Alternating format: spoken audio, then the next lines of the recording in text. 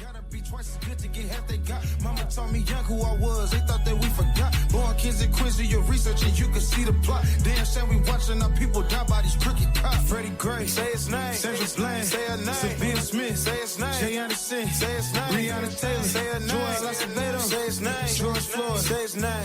That's a damn shame. This a new day coming from the bottom, had to get it, screen no justice. No peace and I'm with it, we'll tear it all down so we can finally get up. Put your right fist in the air, you rockin' with us. 100 years we've been fighting, but we still here. Since 55 we've been marching, but we still here. They said you crow, been gone, but we still here. But we still here, yeah, we still here. Yeah. King had a dream I got to live when I went to school. What's happening, y'all? What's happening? What's up? It's your boy Brandon. It's your boy Brandon. Mr. Shut It Down. Mr. Shut It Down. Hey, you knew that, you know. And yours truly, Sedan Smith, Ville Gang, TPR, all of us in President of Breaking Barriers, mentoring, you know, and hello, what's up? What's poppin'? It's me, Destiny Monet, also known as TPR Big Des.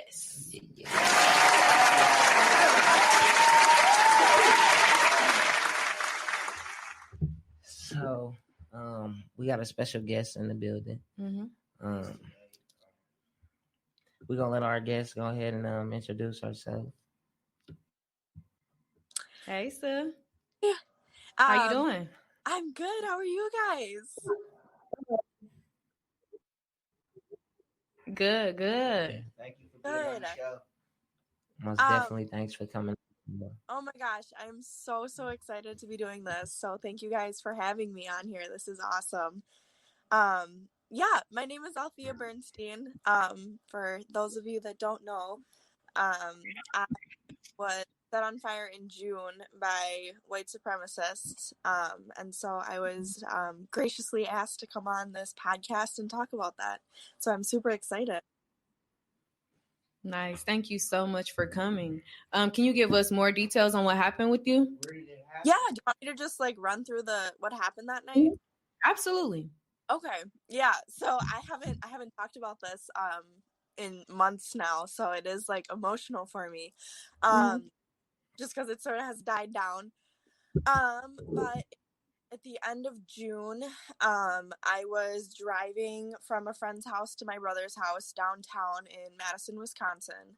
And I was driving, you know, I was listening to my music, you know, feeling myself a little bit, doing my thing.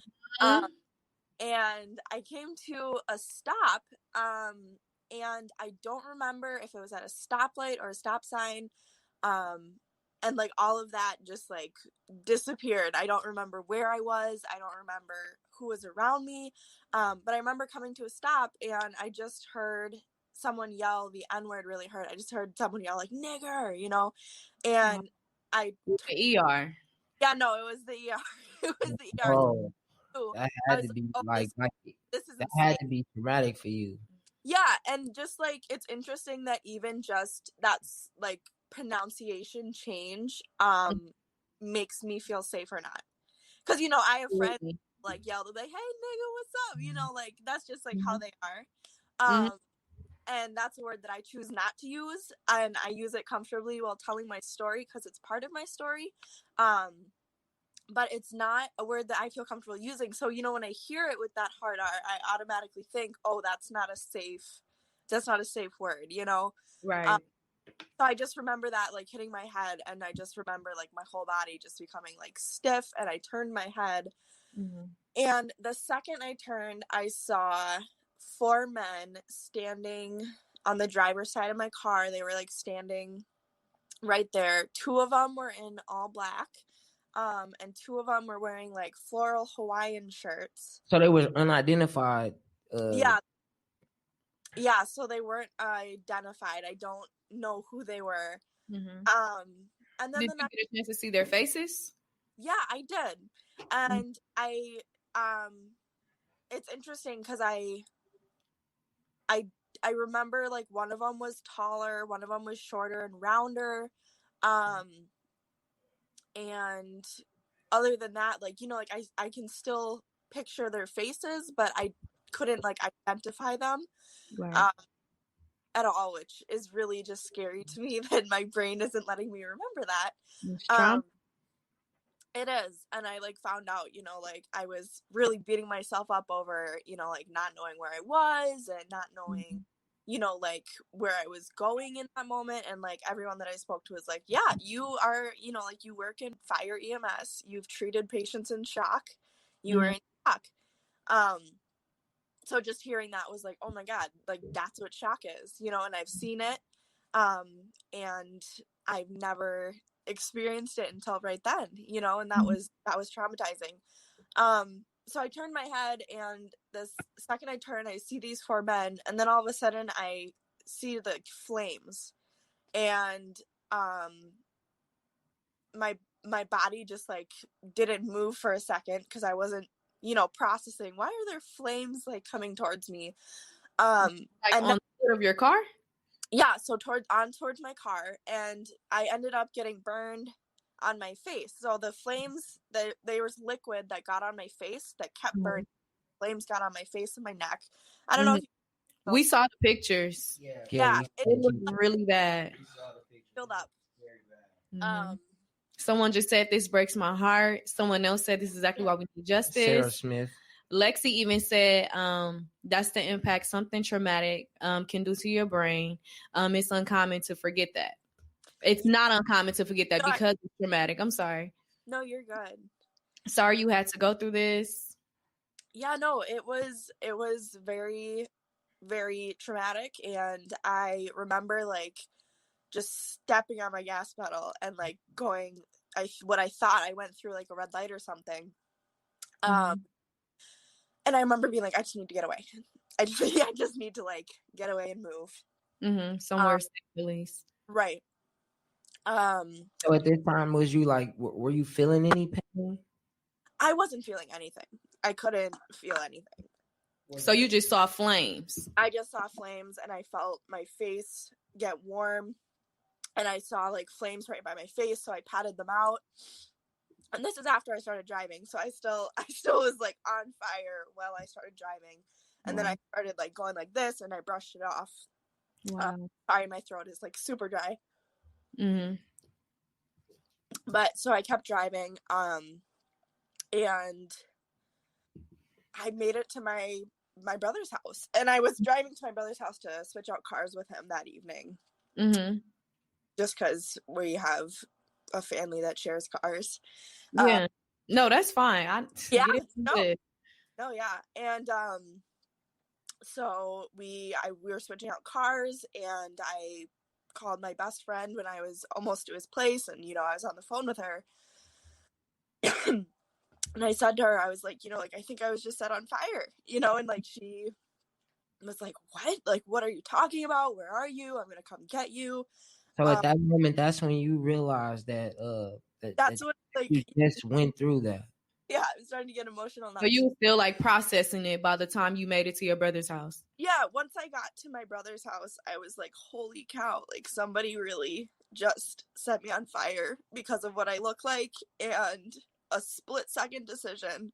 And then later on, I realized like that wasn't a split-second decision. If you have a weapon that can hurt somebody at capacity and you're carrying it around with you, right? Know how to use it, then that's not somebody who is, that's not a split-second decision. That's somebody who hates a group of people. I'm so sorry to hear that happened to you. That is just awful. Yeah. So when it happened, was anybody around? Yeah. So So I ended up going to the police or going to the hospital that night.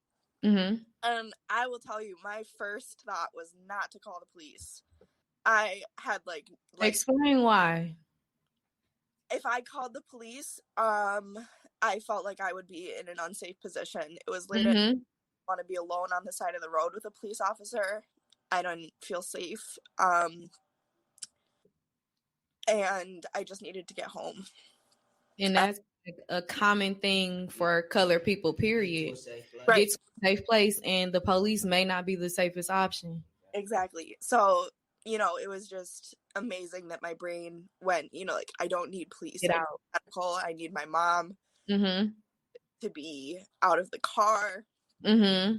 The fact that you had to call people to kind of help you figure out what was going on, right there shows that it was very traumatic what happened to you. Exactly. So it was just crazy. And I just remember like being on the phone with my best friend. She's like my sister. I call her my sister.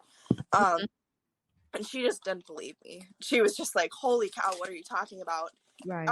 You know, and she believed me, but she just didn't believe Yeah, it's like, how often do a person's car just get set on fire? Or they were set on fire. Right. So, you know, and I'm really lucky that my hair didn't set on fire or like. Right, because you got some beautiful curls, sis. Thank you. Period.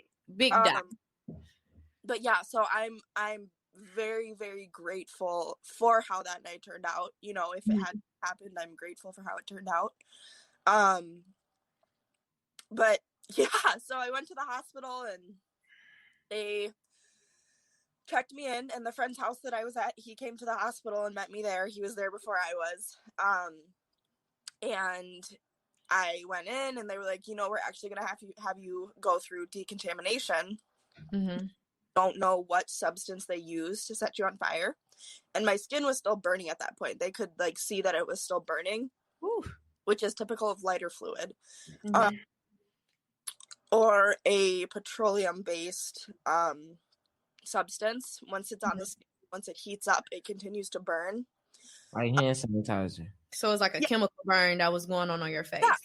So I've done the decontamination process. Oh, that was hard. That was a lot. It's okay. How many syllables?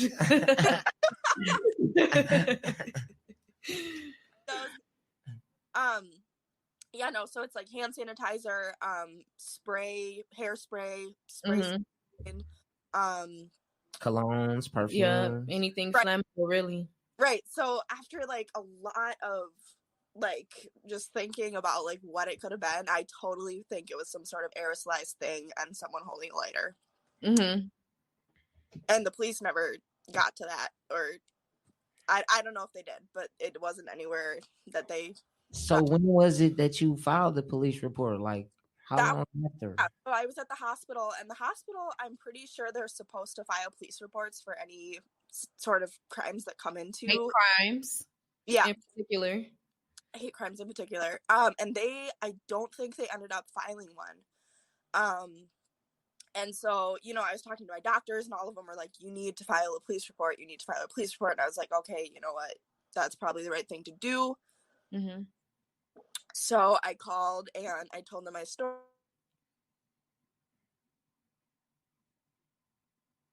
Sorry, you're going in and out. Can you? Somebody must have called you or something. Yeah, somebody did call me. Do not disturb your best friend. I know. Here, I'm going to turn it on. This is a coffee store, man. Right, because I read the article. I keep reading it because I'm trying to make sense out of something that don't make sense. They pretty much said that they were like looking at videos from like traffic lights and was saying that like there was no evidence. They only seen you in your car alone. But then it's like fast forward, your body is burned, your face is burned, your car was on fire, and there's proof. There's proof on your body that you were set on fire, but they were saying there's no proof that it happened. Mm-hmm. How did that come about, and how did you feel initially, and how do you feel now about it? And we saw the pictures that actually went with that too. Mm-hmm. So it wasn't like we just heard of it and there was no physical evidence of what happened. You have pictures, you know, they date back and they add up with the time, you know, and everything that was going on is obviously relevant to that. Absolutely. So, you know, you do have a case there, you know, right. It's something where you take on something like that and you have a case, as long as you're willing to fight, you know, you could be the first person to declare, you know, hate crimes, a health crisis, right, where you are in Madison, you know, that can be something that's, you know, most definitely something we could, you know, help. You know, may happen. Absolutely. That's what I was just going to say. Because when I Googled Madison hate crime, your name popped up like immediately in the search. Like trending for like 2 months. It was like the first. And it's still on there. So I was kind of trying to look up like how often do hate crimes happen in Madison? You know, what's the usual procedure? Like what goes on in this situation? Yeah. So let me like rewind a bit so I can answer all your questions in order. Thank you. Yeah, so I did call the police and they filed the police report. But the first thing that they said to me, this was the night when I filed my police report, there was a lot of protesting going on downtown. Mm-hmm. So the first thing that he said is like, hey, like we're really busy tonight, so we don't really have time to send an officer to take your case right now. Whoa, they denied your case over the phone? Hate crime to police the protesters? That's interesting. Yeah, they weren't going to be able to take my case tonight. Busy setting up for protesters. He said riots. Busy setting up for the riots that were going to happen. So that was like my, oh my God, I never should have called. That was the moment where I was like, what did I get myself into? My brother had to hurt them saying they couldn't even come to you. Mm-hmm. Right. And that was like sort of like, wow, I'm not a person in this. Like, this is a case and I'm not a person if you're not speak with me. So then they called me back and I was on a ton of pain meds. Like, I was on Oxy, like 11, and I had just gotten to sleep because I couldn't get comfortable because of my face and my neck. Yeah. They called me, woke me up, and I was like, okay, it's 11 at night. The police called you at 11 at night? Yeah, they called me. I don't even think it was 11. I think it was later than that. It was like 1 a.m. or something. Wow. Or on that exact fact, so that could be incorrect. But I remember just falling asleep. Absolutely, Lexi. For late, and I was like, on pain meds, and I was tired from the rundown. And they had some police officers come to my place the next day. And so this is where the way that I was treated and my case was handled sort of starts coming into why this case has no evidence. Mm-hmm. So I told these 2 police officers my story. One of them was from the FBI. And I said, I told him everything. I told him exactly how I told it to you guys with even more. Normally the FBI shows up when they're dealing with particular hate crimes. So they already based it as such, because the crime itself was so biased. Right. So whether it was reported they received it and them showing up with a federal agent is something that's, that's prompt to the investigation. So right. So they come and I give them my story. And I told them everything. I was 100% open, 100% honest. And I had quite a bit of oxycodone that night. They still questioned you. And they questioned me and they made me sign legal papers. So while under the influence of prescription drugs. Oxycodone for my face. It was prescribed. I do not do recreational drugs. I do not drink. I don't do any of that. And they had me sign legal documents. So they had me sign release of my medical records and sign over permission to go through my phone, which I did not understand why they needed that. Wow. So I told them multiple times, I was like, hey, so there's still fluid on my car. There's still stuff on my car. Evidence. Yep.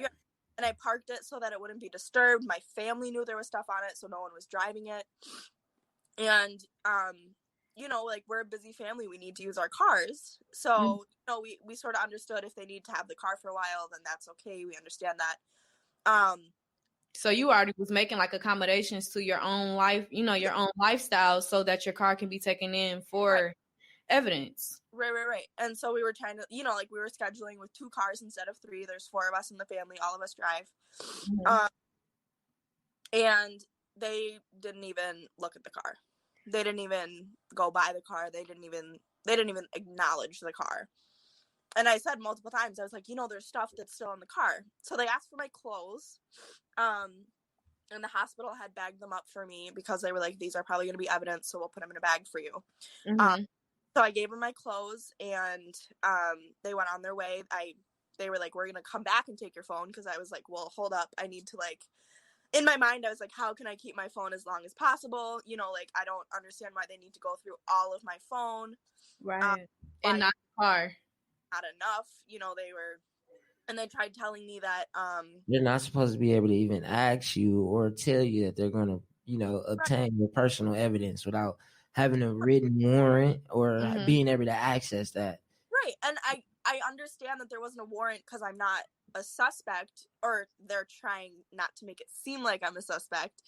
But just the fact that they they knew that I was on pain medication and they had me sign these documents is really upsetting to me, because I get pretty goofy when I am on oxycodone. Absolutely. Anybody will be.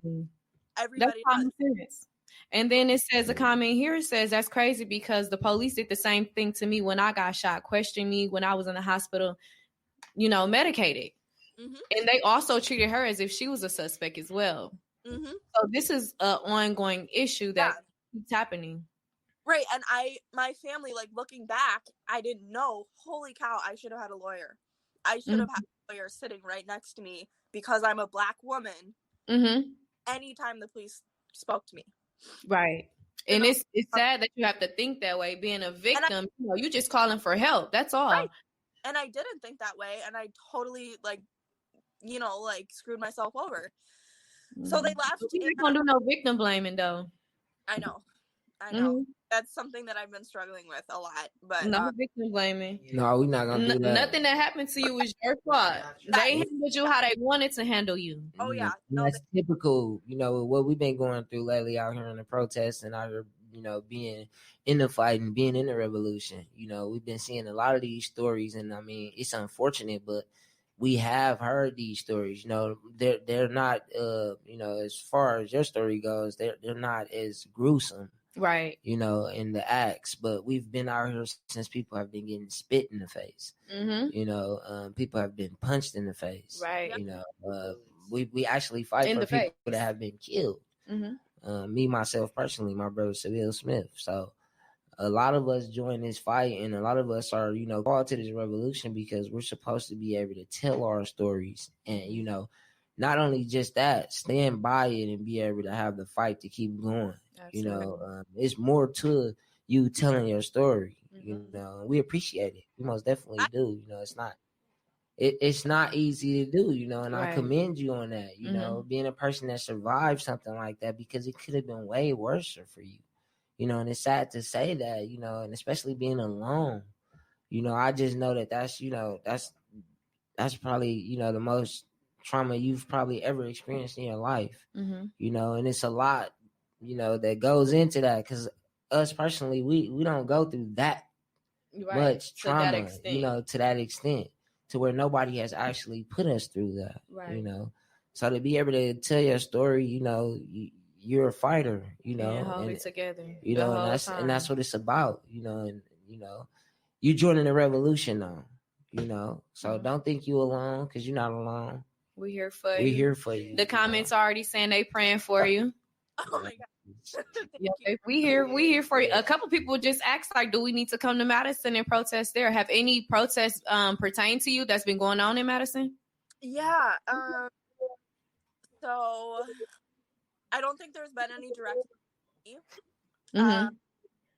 But I do remember once I finally was healed enough to get back out and go back downtown, I decided to be a street medic. Okay. I know. I did some. We need you. Right. We need you. Meg, so I was. We appreciate you. I brought essential. Thank you. I brought a whole bunch of my equipment. I packed up my big old combat backpack, and I was walking. Mm-hmm. It was great. But I remember, this always makes me cry. I'm sorry. No, it's fine. But I remember they stopped on the street where I was set on fire, and they were chanting,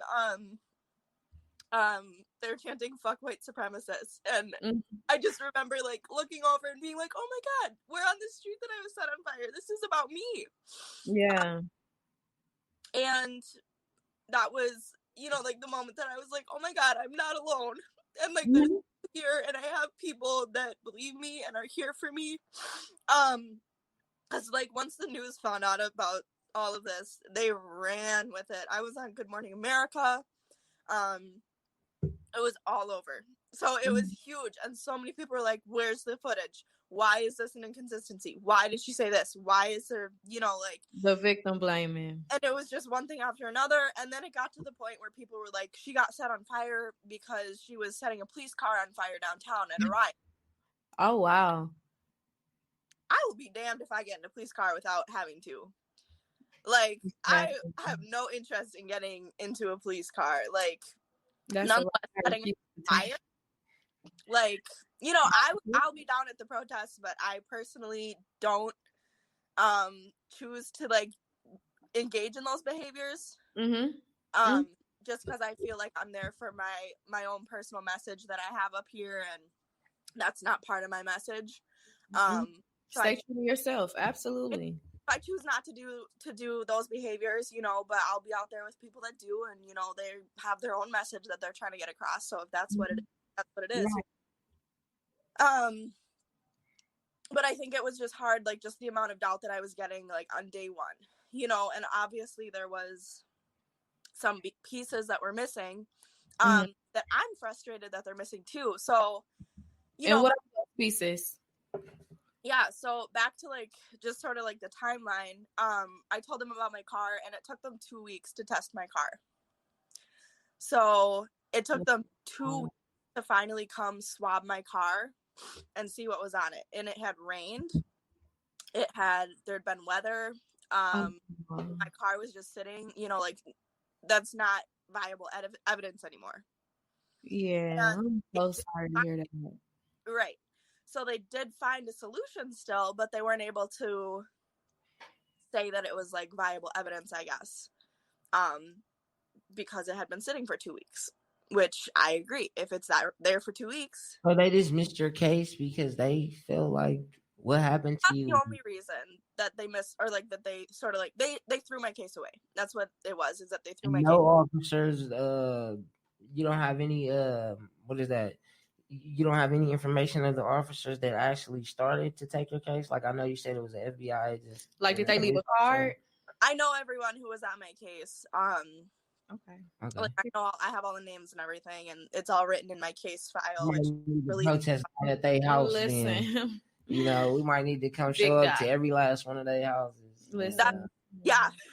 We need answers like 2 weeks. Right. But there's just like so much that, you know, like I wasn't shot by a police officer. I wasn't hurt physically by a police officer, but the way that they treated me and the trauma I went through was unbelievable. And quite frankly, most of it was from the FBI. So they told me they wanted me to come in for a cognitive interview. Oh, so they tested my clothes. They did find fluid on my clothes. They did find positive fluid on my clothes. Did they say what the fluid was, like, in particular? It was a petroleum-based substance. So that would be like our, you know, like car or lighter fluid. Yep. Sanitizers, you know, that kind of thing. So I went, they tested, my clothes tested positive, and they FBI reached out and they were like, hey, we want you to do what's called a cognitive interview. And it's super relaxing. You're going to be laying on a couch, and we're just going to have you like go through everything step by step. It's really therapeutic. And they, you know, like it was supposed to be like in the movies where you're laying there, like, what do you smell? You know, like, where are you? What are you wearing right now? So I went, and I was excited because I was like, you know, like this is like a really good like chance to like just be 100% and to open up and to, you know, like get into my head and sort of like let them pick my brain about what happened. And I should pause for a second. They ended up taking my phone, and I called the victim specialist advocate because I was upset that they were taking my phone, and the victim's advocate specialist said to me, if you don't give them your phone, they won't believe you. So I gave them my phone. What was in the phone other than you calling people? They wanted to see, like, I think I just got set on fire.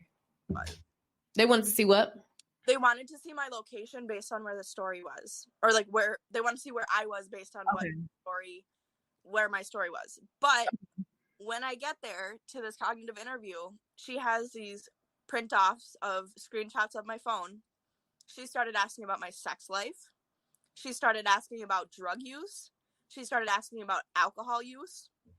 She was asking about irrelevant, like, you know, just back and forth, like, just like, you know, like when you just get in a fight with your friend, you know, and I understand if you get in a fight with your friend, you know, they're just making sure that your friend didn't retaliate. But my sex life, it should not be brought up when I'm a victim. Exactly. My sex life is irrelevant to me being set on fire by white supremacists. Exactly. There's nobody violent in my life, in my sex life, like my very minimal sex life, I should say. It's like so minimal, and the fact that they brought it up was funny because I was like, girl, it's been months, you know, like, so I was just like, why are you bringing this up to me? Like, why is this something that you're so keen on bringing up to me? Like, are you trying to hurt me because it didn't end well? Right.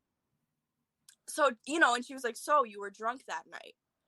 And I, you know, I just remember being like, no, I don't drink. And anybody But if you were drunk, what does that have to do with you being set on fire? Right. Have you made a complaint against the police department? So we're working on that right now. And I'll get to that. But I just remember just all the questions she asked. It was not therapeutic. It was traumatic. And she had the story, and everything I said, she doubted. And I remember going in with an open mind and being ready to have a good conversation. So, like, you prepped yourself. I prepped myself to, just like you did for them right. tools with your car. Exactly. It's like you putting so much pressure on yourself to prove, you know, something that actually happened to you. Right. And I set myself up. That hard. You know, like, I was ready to work with them, and they went through my entire phone, and they were bringing stuff that was irrelevant, and they saved my entire phone to their database. They saved the message I sent my camera roll. Like, they saved all of the photos from my camera roll, and, like, I don't know about you guys, but, like, I'm the type of person where I'm like, don't swipe. You can look, but don't swipe, you know? Right. Like, your camera roll's, like, you know, I found out now it's never personal, but it is personal. You know, like, that's, like, something that you should, you know, like, it's private. It's definitely private. I remember just being in that interview, and I started testing this woman back. I was like, let me go through your phone. You know, how would that make you feel? And she's like, no, it's private. And I was like, exactly. So why are you going through mine when I'm a victim? You know, just like thing. Like, the location is one thing, but like going through my pictures and my text messages, it's unnecessary. Have any attorneys reached out to you? Like, yeah. So there's a whole bunch of crazy with that too. But no, just the fact that, like, I would have been okay if they were like, can we download all of the information on your phone from the night you were set on fire. Right. You know, like, that makes sense to me, so that they can see. And that's still invasive. And when it came down to it, they were looking for adds to your information. That's still invasive for the whole day. To your case. Right. That's the information needed to your case. Everything is relevant. And when it came down to interviewing you, was she a woman of color? No. None of them. I requested women of color to be on my case, and none of them were. Wow. I requested it. I specifically asked, I would like a black person to be doing my interview. And they, okay, we'll do our best. I show up there, and it's a white woman. You was okay with male or female? I was okay with her. Black person. Black Mexican something. At some point in their life knew what it was like to be a black person. And I did not get that. And I was like, you know what? Okay, I'm going to make the best of it. I'm going to go in with an open heart. I'm going to go in with an open mind. And the entire thing, it was an interrogation. And I shut down. And I remember leaving the room, and my mom was like, you need to, like, I need to take my daughter home, because my mom knows me better than anybody, you know, like most moms do. And she could tell that I was so close to just snapping, and my eyes were filled with tears, and I wasn't letting them fall yet. And my mom was like, I need to take her home. We need to go. And we requested the footage because they recorded that meeting. Okay. And they will not release it. Not the people who took your phone and went through your whole... They will not give us a copy of that video, because they know that they treated me poorly. They know that it would be an issue if that got released. Wow. So just the way that they treated me, they will not release that video. That is how they're handling your case. I mean, that is just... Yeah. That's ridiculous. And that's they even brought the irresponsible. feds in. That's irresponsible. That was the feds who did their job. Yeah. So that was another point where I was like, holy cow, I don't matter. This isn't about me. You know, you matter. You definitely matter. No, yeah, I know. But you that you don't.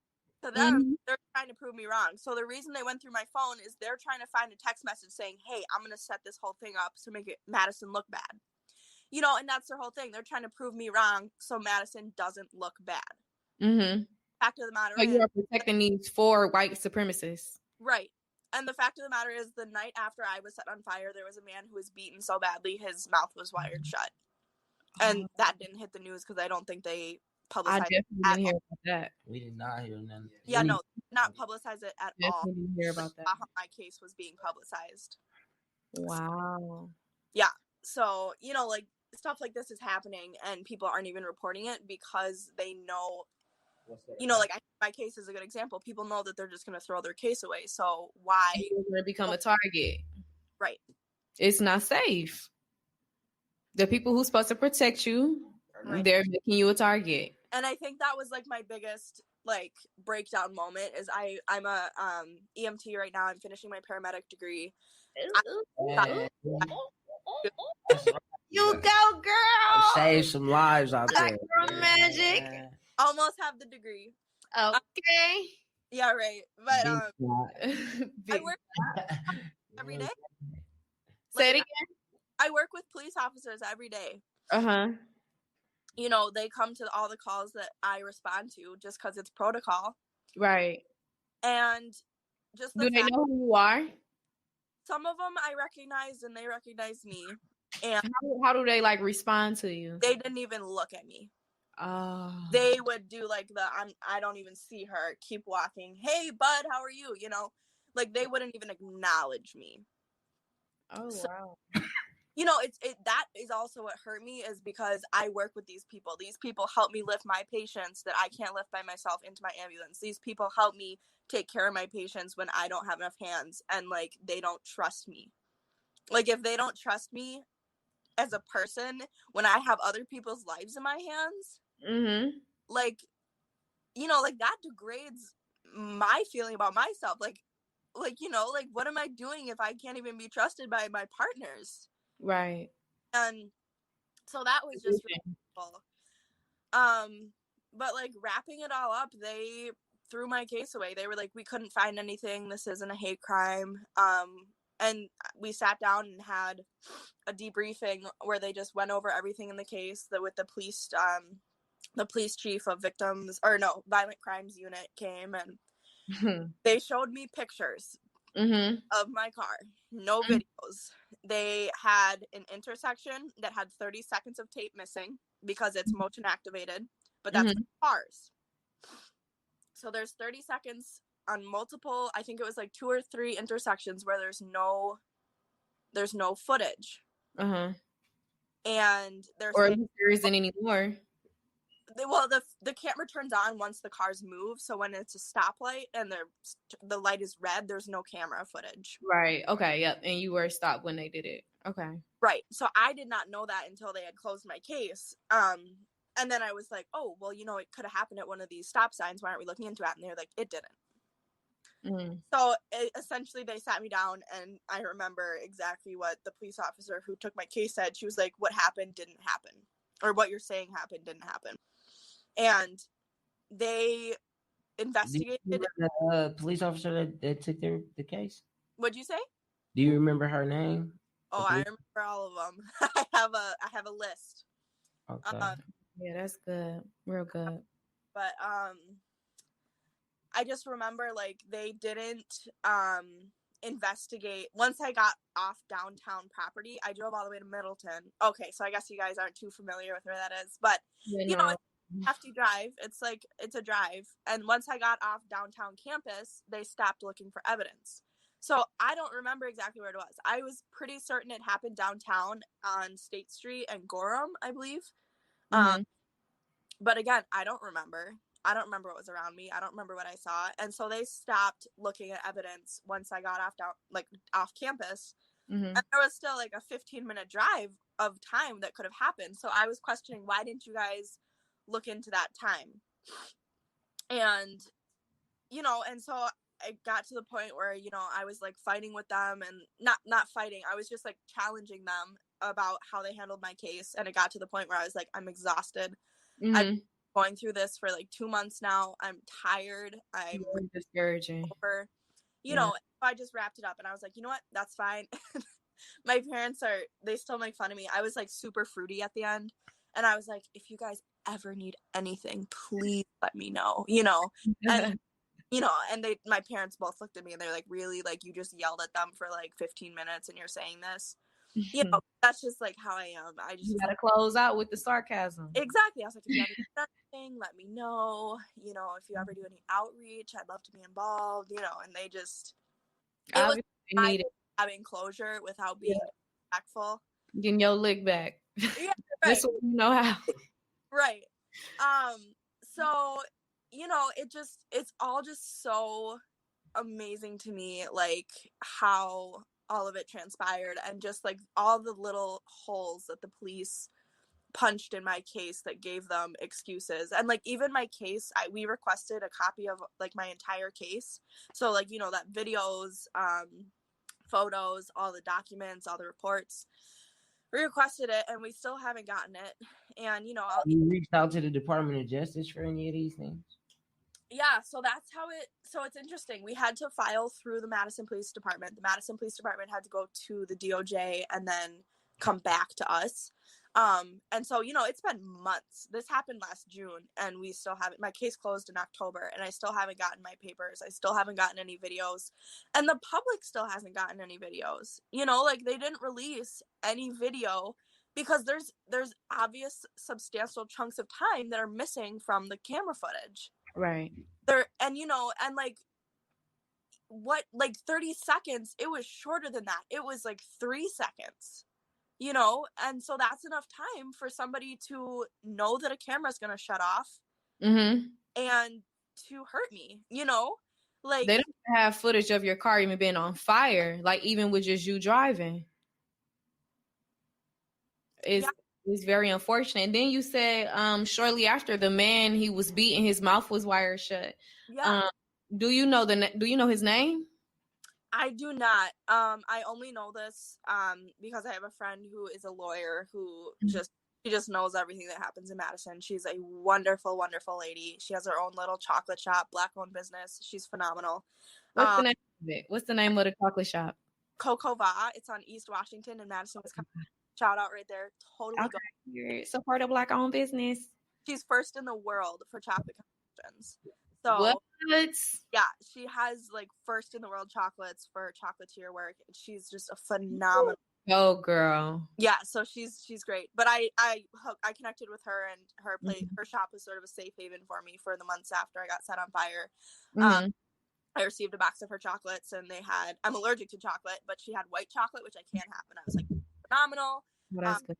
Yeah, so we connected and we got close.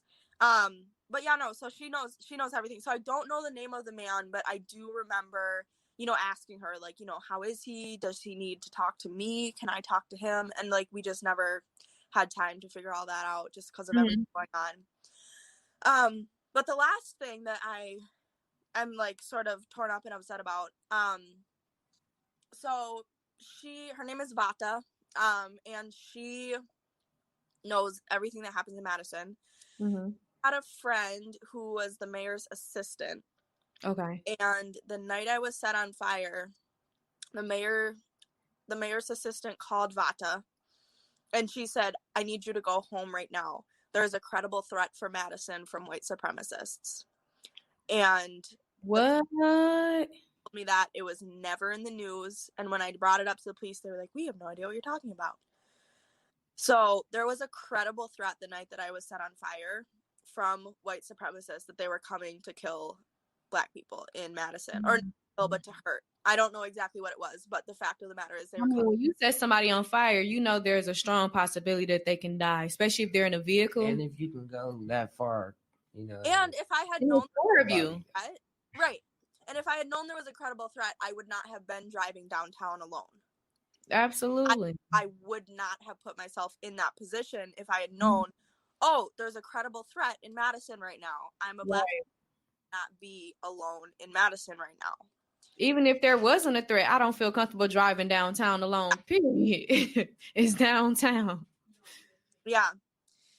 So, you know, and it's interesting because I grew up downtown. My dad always took me to the farmer's market and, you know, like I grew up on those streets. My dad worked downtown. I grew up going to the popcorn shop down there and, you know, so I feel genuinely safe there. And like, even like some of the people that don't have homes down there, who stay down there, like even them, like I know them, like, you know, and I feel comfortable and safe when I'm down there, you know, so like it was just like this whole like 180 of like, oh my God, like that's not my home.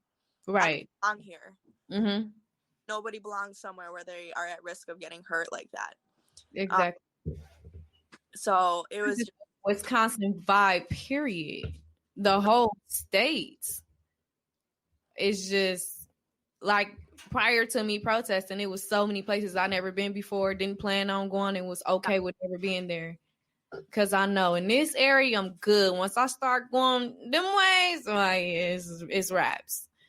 So yeah, I completely understand. You know, we from the same place. It's funny that we're in different cities, but we have the same experience. Oh, yeah. Is Rub? Did you want to ask her anything, Brandon?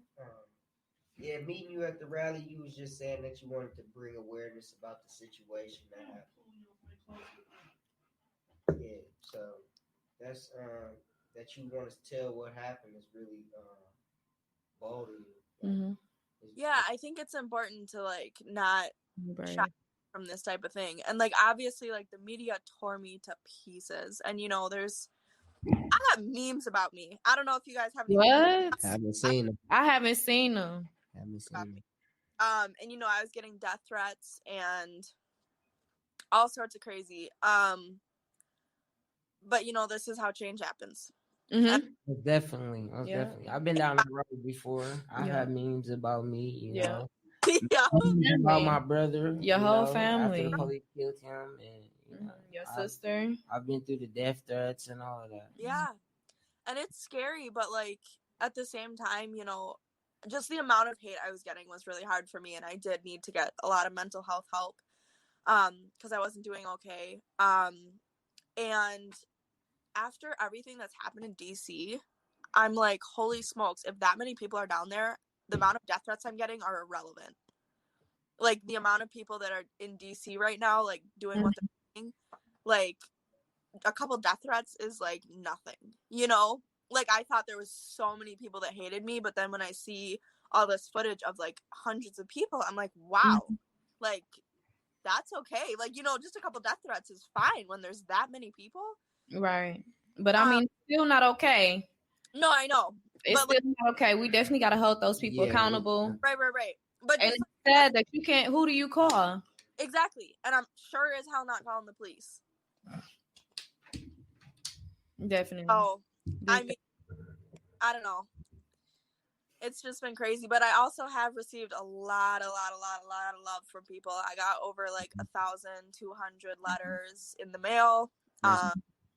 I got cards from over 17 countries. Wow. Someone set up a GoFundMe for me to buy a farm, which is like my absolute dream is to own a farm.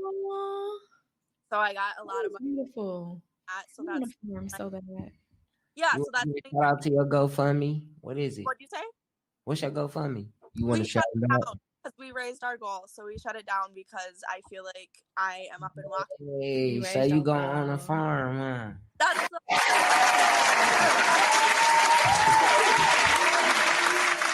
exciting. But I guess there's other people that aren't as fortunate as I am, so I was like, why don't we shut it down so that people donate to people that aren't as fortunate and aren't walking and up and alive to tell their stories. So I did have her shut it down once we got up there, which was good. But yeah, so there has been a lot of support, but at the same time, you know, just like if I go through comments, like I can't go through comments, and like the NFL even reached out to me, and my name are on 2 players' helmets this season, Oren Burks and Todd Gurley for Falcons. That's the awareness we need. Yeah, so they have my name on the back of their helmet. They're doing like awareness, and I get to have a helmet at the end of the season, and you know, like that kind of thing makes me feel like, you know, like, okay, I am a person, you know, like after being told by the police that I'm not a person, it's, you know, like that kind of thing. Like, I don't think they realize how much that means to me. And the amount of hate that they're getting for doing that is just remarkable, how many people are upset about it. And it's just so refreshing to me that they keep posting and that they are still putting like names on people's helmets. And I have 2 players that I've been in contact with, which is like amazing. So how do you plan on staying active out here in the community and, you know, bringing more awareness to yourself and your story, you know, and going through police brutality, you know, other than just being here on the show? Like, right now I am trying to find a lawyer. I've called over 170 lawyers, and none of them will take my case. I'm trying to hold Madison and the police department accountable for how they handled my case and the trauma that they caused to my family. And none of them will take it just because they're saying that the police are covered by an immunity law that Wisconsin has.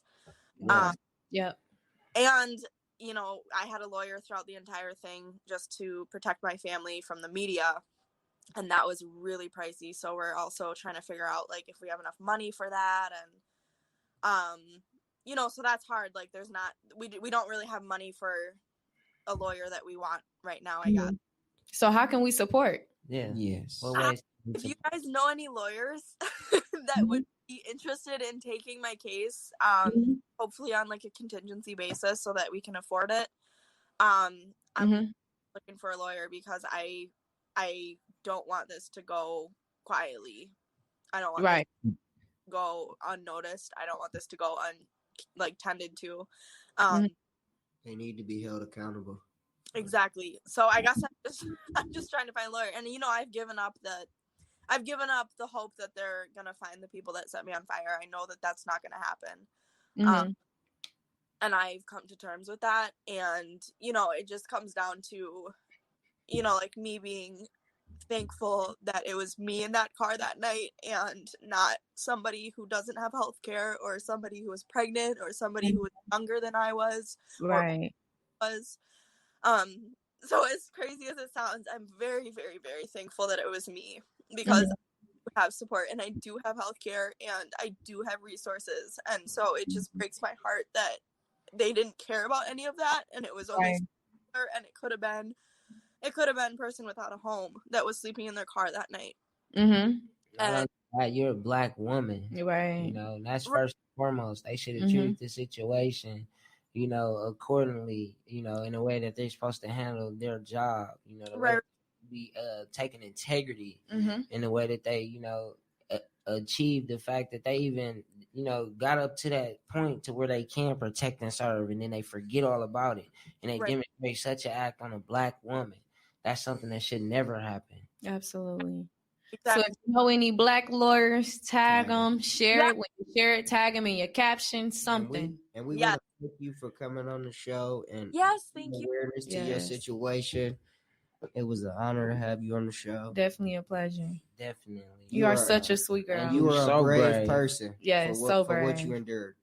Thank you so much. I appreciate you guys, and I did see a comment of like how I was going to stay involved, and I definitely have been going to protests and doing my street medic thing. I've been signing a crap load of petitions, and I've been doing it all, so I'm doing my best over here.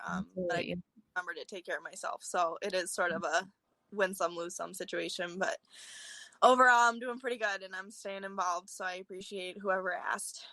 All right. And we thank you. We thank you so Thank much. you. Take care, sis. We'll be in touch. We'll definitely be in touch. I'll be getting your number from Brandon. Good. I appreciate that. Thank you. Make sure y'all share, get our story out there.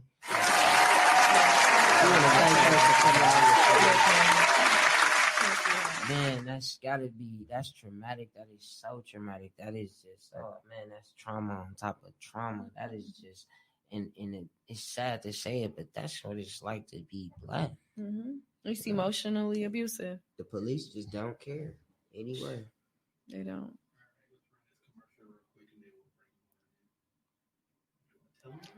So we're going to bring Lauren in. She's going to chat with us. She's our next guest. We're just going to run a commercial really quick, and then we'll get her on in here. Thank you. Ball and Knowledge was created to bridge the gap between dreams and reality. In the inner city, everyone has dreams, but they lack the knowledge to make it a reality. Without bridging the gap, or without knowledge, opportunity is only real as what you know. What's going on, Lauren? Laura, how you doing? She's still muted. Oh, you're still muted. We can't hear you, hon.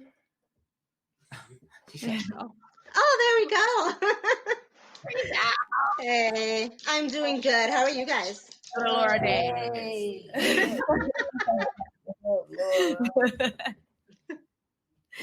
Clapping for you, Laura.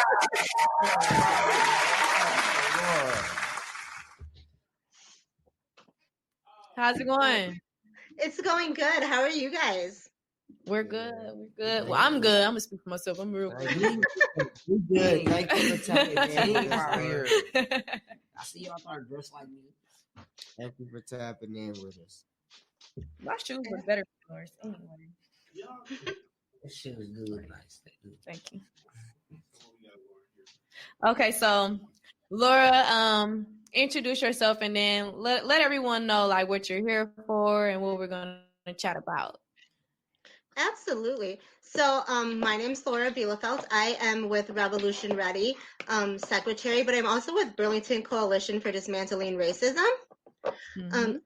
So we have been dealing with the continued situation in Burlington. You guys were all out here with us when we had the whole situation with one of our Black children being pushed down a flight of stairs, getting teeth knocked out of her mouth. And all of those things, which we are still very much working on and fighting.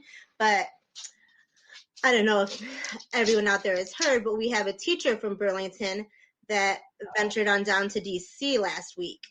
Yes. So this teacher is currently on a paid administrative leave. The school has said that they are not looking into him traveling to DC, that's pretty much irrelevant to the current situation, but they are going to investigate his ongoing behavior in the classroom. So this isn't a new thing for this teacher. He's been reported multiple times over the years in writing to the principal, to school board officials. He has told students that made statements during class that the Jewish community brought the Holocaust upon themselves. Yeah. He's given assignments in class where he will split the classroom into 3 separate groups and tell you group 1 will get an A, group 2 will get a B, group 3 will get a C. And then he segregates the classroom by color and always ends up with any student of color in the C group. Wow. He berates students for not standing for the pledge. He has told students that masks are a violation of their rights and they don't have to wear them in school. So he has repeatedly shown material within class that is definitely right-winged in nature. He showed a video of Giuliani saying that the whole election was stolen and all the fraudulent votes, and he presents this material as fact to his students. Part of his curriculum. Correct. Yeah, this teacher is a terrorist. Absolutely. He needs to be fired. So is there do they even review the curriculum? Like, is it like a free will thing that you can just be teaching what you want? All right, because that's you, teacher. Do you make your own curriculum? I can't do that. So teachers do, come up with their own curriculum, but it, has to follow state guidelines. His curriculum is not doing that. As I mentioned before, he's been reported for this multiple times and nothing has been done. We're getting reports from students that, they've talked to him about it and, directly to the teacher, and he's basically laughed them off.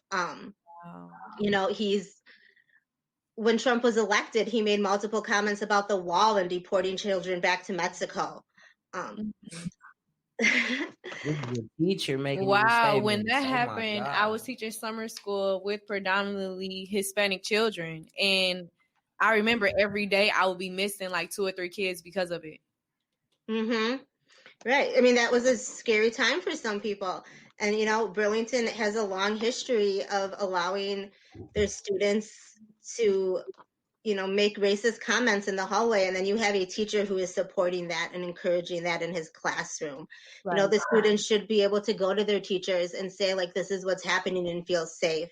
Unfortunately, in Burlington, we have some teachers that's just not the case. And up until now, the school has been backing them. And it appears that even now, with all the evidence that's being brought to light, the school is still saying that he has the right to do what he wants, which he has the right to protest if he wants to protest. Right. The only reason we all know about this is because he made it very public by sending a message to his students on his Google Classroom telling them where he would be. In that email, he then said, some of you will know why I'm there, some of you will not, but I'm there because making sure that our elections are secure is very important to me. In that same message, he also went on to berate his students in writing to say, please try to do the best with the work that I've given you. If you don't understand, if your best isn't good enough, try reading the directions or reading the directions again. He put in writing, I think, everything that we need to know about this teacher. If he's willing to put in black and white, if your best isn't good enough, try reading the directions again. What is he saying to all of his students when there's no one around or there's not going to be proof of what he's doing? That's terrible. Somebody commented asking where could they find the guidelines at for that type of teaching. Yeah, in Burlington. Like, I know that's not a part of their curriculum. So we have looked into the handbook and all the guidelines, and he is definitely violating them. So Burlington is doing their investigation. I hope that this time they will investigate thoroughly, but they do have a history of not doing that and always backing their teachers, even when they're in the wrong. And I think about the students when they're saying that they're not going to take into account that he was in DC. One of the images that is burned into like my soul from DC is of the noose hanging outside of the Capitol. And now students have to go into a classroom with this individual and know that he was there. Right. Like I wouldn't feel safe being in the same room with that teacher, let alone putting children in a classroom with him. Absolutely. And these are white supremacists that are doing these crimes, and then they're back in the classroom feeding our children these hateful things. Giving them their own whitewashed history. Exactly. You being a teacher, how does that make you feel? It makes me feel angry because not only am I a teacher, I'm also like a behavior health. I'm a therapist. I'm all of these things. Like Black history goes on for as long as I wanted to. Majority of my kids are Black and brown, and we're gonna talk about it. And I'm gonna give y'all the facts, and I'm gonna go deep rooted. And it's like if you're white, it's fine. You can still learn our history. I'm not gonna say we hate white people. I'm not going to even teach them, to hate themselves or anything, but it's even more challenging when I have Black kids who hate themselves. When I make loving comments about their brown skin and they're crying about it. And this is from boys and girls, crying about their hair, crying about how they look. And then you have a teacher who is enforcing the hate on them. And it's like we wonder why kids go home and they're confused about why do I look this way? Why don't I look like that? And it's like you would think that you have teachers who will support them. Black is beautiful. Diversity is beautiful. And that it just hurts me that someone is doing that. He shouldn't be teaching. And he's out here, demonstrating that our nation's democracy means nothing. Mm-hmm. He's not even just challenging it. He's actually taking part in the fact that was an act that shows that our nation's democracy means nothing. And he's letting his students know that he's doing this. And he's letting his students know that he's doing that. That's very very blunt about it. Like right there in your face. I'm a white supremacist. Now what? Make all the reports you want. Nothing is going to happen. And that's how it is. It's almost like they're untouchable. They're invincible. They feel that they can't be held accountable. Mm-hmm. And now Trump is supposed to be impeached again for the second time. How you get impeached twice? Two in 2 times. days? Time. You about to lose your job. You about to lose your job. Two times. Two times. Two times. That don't make no sense. Make it make sense. Somebody can't. We shouldn't have these type of people in leadership in any type of way that influences our future to think that hate is okay. And actually demonstrate these acts, and not just demonstrate, but he gave an illustration of what he was going to do in his own state of mind, and where he felt like he was defending democracy, right. And he was defending his vote, and he was defending the fact that the election was won and not stolen. But he felt it was stolen and not won. And then had the nerve to still tell them like, y'all ain't even do it right. We don't care if they say y'all won. Listen, I'm defending the fact that it was stolen from us. Absolutely. I think that's so important. He was comfortable enough in being able to put that in a message to his students where there would be record of it. So that means that he was comfortable in making those statements and not worried about any repercussion or fallout from them. Mm-hmm. And this is our future who is just soaking all this in. Mm-hmm. Like, I would hate to be one of their parents. And it's just like, now it makes me think, like, even with, like, why aren't these brown students being transferred out of the classroom? Like, even if you're not going to fire him, at least give these kids a safe space to be. Because I wouldn't want my child in that class. And I ain't going to say what I do, but yeah, no. Not my kid. And I call my students my kids. Right. So it's like to feel that passionate about them and it's your own child. Like, why y'all keep putting these black and brown kids in his presence? And then it's like teachers are supposed to keep them safe. You're supposed to be educating them, uplifting them, enlightening them. And he's stealing from our history at the end of the day. Exactly. Stealing the fact that we had to endure so much before we could vote. And that is huge. And still. That is it huge. wasn't that long ago we either. didn't have a voice before. And now that we do, he's not even, one to address the fact. Like, no, if black and brown people come together and vote, then they're cheating. The election is stolen from us. They know how to cheat and win. Well, a week from today, the inauguration will be happening. So we'll be moving forward from him having the power.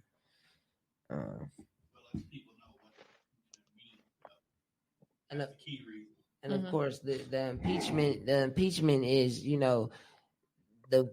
the fact that the president can get removed from office. Not just that, but he can no longer run, or he can't get any other presidential benefits at all. Big dot. He's cut off. You're done. It's time to move. You're out. Next. A week from today, Biden will be taking the White House. And of course, you have white supremacists that are threatening this event, saying that they're going to, make sure that it doesn't happen. They're going to secure the White House for Trump to stay in there until he says, "All right, guys, I feel the way you feel. And I know they stole it from us, but you gotta go home peacefully. We love you. You're special. We love you. You're very special." He likes to use, we are peaceful. We go by law and order. We stand with the officers. The whole time y'all out here clowning. And an officer is killed at a Trump rally. Let's get that understood. That was a Trump rally. Another officer. So in other words, that was a protest, but it wasn't peaceful. No, Stephen A. Smith said it right. That was not a protest. It wasn't. That was a riot. That was most It was a definitely riot. a It was terrorist act. definitely a riot. That was a definitely terrorist a terrorist And attack. then you had the police taking pictures with them. Acting a fool. Like And they nobody's got that clowning. close to the White House in over 200 The years. officer who That's did, historical. the officer who did take the picture got suspended, and they have opened an investigation. Suspended? He did. Probably with pay as well. He did get suspended with pay. Oh, and wow. They did open an investigation. Wow. And then a woman there died. And then 2 other officers got an investigation opened. Yeah. So this is just crazy. Now, none of our protests, anybody in total ever lost their life. They said 5 people did. We've been tear gassed, but nobody's ever. 5 people did die. 5 people. 5 people. In the riot. In the 2 terrorist in the attack. terrorist attack. 2 officers. In the terrorist One attack. officer did die like 2 days later. I don't know if it was by suicide or by anything else, but the trauma they had there. The black officer that he was trying to lead them away from the Senate chambers. Oh yeah, I saw that. Yeah. I saw that. He was doing his thing out there. I seen him. He went viral for standing up. I mean, he was doing the right thing, trying to lead them away. And he was by himself. And he still was trying to do what was right. Right. And he did. He took care of himself just as well as the young lady who also did. A white woman, y'all saw her. She was all bloody and all messed up. She hit her and she punched her back. Like, quick little, nice little jab like that. Exactly. she was fired. She got it. But the silver lining in that is she was attacked. No, she was attacked. But on top of that, someone organized a GoFundMe for her, to pretty much supply her with, the basic necessities. Yeah, when she that. Like she exceeded her goal, 100,000. Yeah, 100. Yeah. But her goal was 85,000. Yeah, and she exceeded her goal. Like, and that's everything. Yeah, and then she was laid off of work, right? I think she was laid off of work. She had to be. She was laid off of work, and then she had received the news that she was fired. Yeah. Oh, yeah. You're right. Yep, she was fired. And I honestly believe that was self-defense. And she was alone. She was alone. And all them people surrounding her, the white lady hit her. She hit her back, which I don't see what's the difference between the black officer who was protecting, the chamber. Her job was to secure her perimeter. And that's what she was doing. And she was attacked. Exactly. Y'all leaving these black people to fend for themselves. But then you're going to tell them how to defend themselves? And then there was no other officer around them.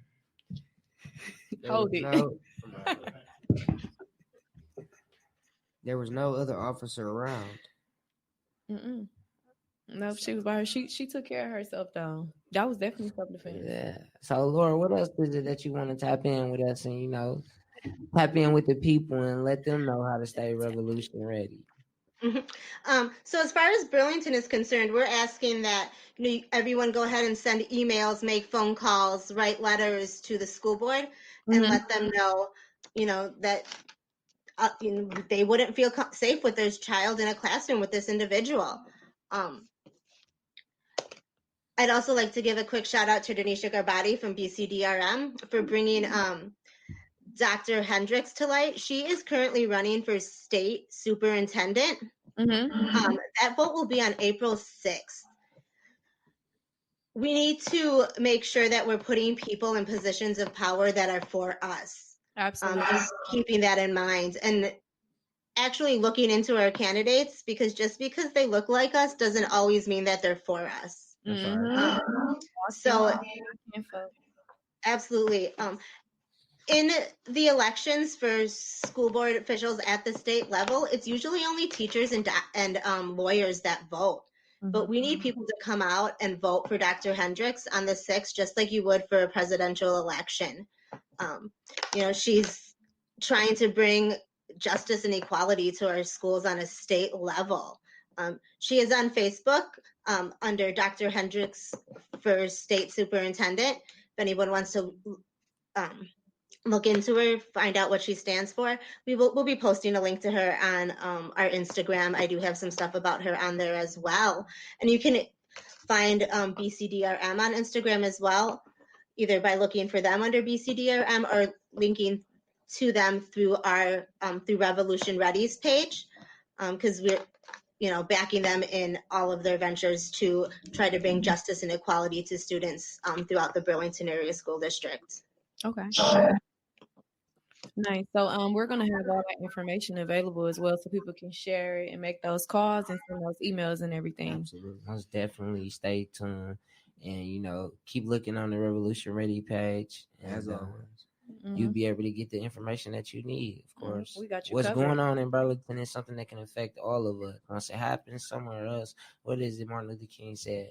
A threat to justice anywhere is a threat to justice everywhere. Mm-hmm. You know what I mean? Yep. Or is it injustice? Same thing. The threat to injustice. Injustice. That's the flyer for the event. I like to quote myself, from time to time. You got the remix. So I look up to our founding fathers, of course, in the fight for justice, because it's been a long time coming. It's been over 450 years we've been fighting for equality, and that's serious. So, of course, when I hear it in our school system, it goes to show that there's a threat to our future. And my kids don't go to school in Burlington.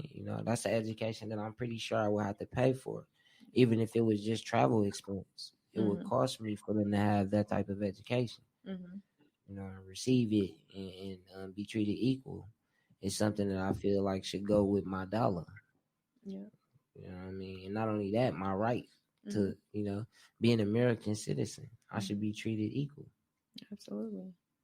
Big dot. All right. Thank you guys for having me on tonight. I really appreciate it. Thank you for coming on, Laura. What's going on in Burlington again? Yes, thank you so much. Absolutely. The insight, Laura. Yeah, and we gotta stay, in tune with the times. And what Laura is saying is something that we all shouldn't, let go in one ear and out the other. What happened to Althea was something that we shouldn't let go in one ear and out the other. That's just it's in our neck of the woods, y'all. It's in our backyards. It's not Milwaukee. It's not it's not Tulsa. But it's it's as close as Kenosha. You know what I mean? It's the same Wisconsin that we share. Yeah, exactly. At the end of the day, so we have to be ready to stand up and fight. Because this is our state. Right. And that's why, it's important to tune in and see what's going on the show when it comes to being Revolution Ready. We're going to most definitely give you the latest updates to what's going on. Yeah. And also how to get involved, how to stay involved, who to contact, who to be in tune with. But we also are open to, other resources that can be helpful to us. Like we still want y'all to, tag those lawyers for Althea, in this time. She needs help with that. Laura, everything that she was talking about, we need to send those emails, make those phone calls. We definitely need help. We do. We got to stand together in this fight. Numbers matter. And speaking on that, that what happened to Althea is most definitely a hate crime. That's a federal crime. That's something that we should be able to have, going forward. We should be able to have a alternative where we have a solution for what happens to our people when they go through hate crimes. And, the government is not taking the proper procedure to keep the case moving forward and prosecuting or finding the people that allegedly did this. We should be able to figure that out together. Absolutely. So let's make sure, we stay in tune with Althea and what's going on with her case. And of course, with our kids' future, we have to stay in tune with Burlington's case. We have to. If they can get away with it there in the suburban area, they really wouldn't care about what happens to a black kid here in our area at a school where, being mistreated by a white person, Caucasian person. This white supremacy that's going on that has plagued our nation has been trickled down from our state's capital. And that's the reason why he needs to be impeached. That's the reason why we don't need Trump in office. At all. because this is poisonous. It's toxic. It's spreading. And then it's okay. It's pushed under the rug. People are still traumatized by how they're handled behind it. Like it's kind of hard to talk about because it's just very sickening that this is a norm at that. Like it happens so frequently, but it's like it's not taken care of the way it should. And it's sad when you hear people say like, this happened to me and I called my best friend. I called my brother. You know, I called the people who protect me. And you didn't call the police. Outside of the law because you didn't feel confident in the help that they could provide. You knew they weren't going to be any help. And you even prepare yourself to be, you know, to be open-minded. You know, I'm going to go in. I'm going to try to remember. I'm going to be, you know, I'm going to try to cooperate as much as possible. And you're still treated like trash. Basically just push you to the side. Treat you as if you are disposable and then throw out your case. This is the example from our everyday law enforcement to show that they don't secure our relationship, you know, and being a victim of something and feeling safe enough to tell my story, you know, and they don't care. They come there as, okay, well, what happened? Oh, that's it. Yeah, she's a liar. You're a liar. He's a liar. That's not what happened. And they want you to forget about it. And they try to change the story. That too. If it didn't happen. That too. And then it's like you already got to be brave enough to even tell your story. You tell your story, they treat you like you disposable. Then it's people who gonna verbally attack you. You know, they get in your address and they are harassing your family. As if you would lie about going through a trauma like that. It's sad. It's very sad. And it's like it needs to change because I would hate to have kids and they have to experience this, or my nieces and my nephews. You know, I would hate to have this conversation even years from now and someone is telling me that they, you know what I'm saying, they sought out the police and nothing was done. Like not even the bare minimum. Like you treated her phone like it was the prized possession and took 2 weeks to touch her car. And that's the key evidence right there. Sarah Smith said they come to the scene with an assumption already in their mind. Already in their mind. Basically saying that they know already. This is another one of those cases. Right. Tying it back to old evidence. Right. And you know, and those cases are usually unsolved cases where they store this evidence. They don't care enough to look into it when it comes to us. Right. Like even people growing up. Yeah, growing up, you're even told like you are guilty until proven innocent. I don't know if white people, you know what I'm saying, grew up hearing that, but like in the black community or just being colored, period. You guilty already. You got to prove your innocence.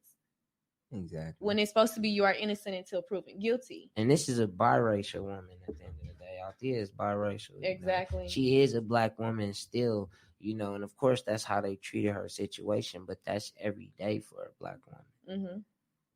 You know, and it's you know, it's sad, but we still have to figure out what it is we can do to be revolution ready. You know, she can reach out to her local government. You know, there's people she can make, you know, complaints to and keep copies of the complaints that she sends out. You know, yes, she reached out to the Department of Justice, but you can reach out to the Department of Justice and keep a copy of that. You can get it notarized at you know, at any post office, right. You know, because they have a federal seal. They give a date on there with a time and they stamp it.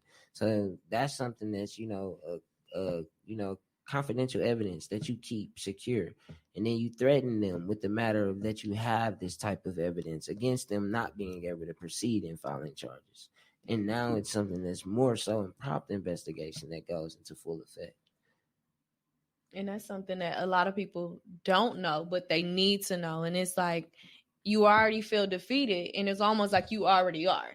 You already lost the battle. I mean, you lost half the battle being colored.